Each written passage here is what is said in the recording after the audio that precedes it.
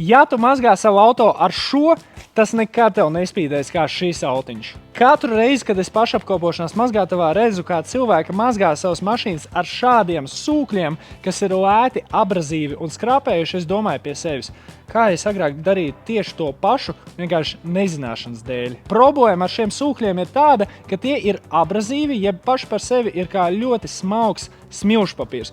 Un tā kā tie ir plakani bez izteikti lielām porām, tad netīrumiem vienkārši nav kur sprukt. Tas smilšu graudiņš, kas tev patrāpīsies mazgāšanas procesā, vienkārši izskrāpēs visu laku. Jau pēc pirmās reizes atstās nesmukas un apaļas švīkas pa visu virsbūvu, ko tagad vasarā saulītē vienkārši nevar nepamanīt. Kā arī eļļainos netīrums to ar šo sūkli tīrīs 3 reizes ilgāk nekā ar speciāli piemērotu risinājumu, kas būs drošs kontaktmazgāšanai. Tāpēc izmanto šo. Šis ir plēšs mikrošķiedru mazgāšanas cimds, ļoti pufīgs, biezs un saudzīgs ar garām šķiedrām. Neatstās uz tavu auto skrāpējums. Tas atšķirībā no sūkļa uzņems visus abrazīvos netīrumus dziļāk iekšā šķiedrās un rezultātā tu mazgāsi tikai ar šķiedru tīro augšējo daļu. Atšķirībā no sūkļa, kas ir vienkārši viss plakans bez porām, ja kaut kas patrāpās, tu vienkārši kā ar smilšpapīru izsmērē visu. Kad mazgāšana ir pabeigta, tad droši ej pāri ar plēšu žāvēšanas vieli, kas ļoti viegli un bez skrāpējumiem uzsūks visu atlikušo mitrumu.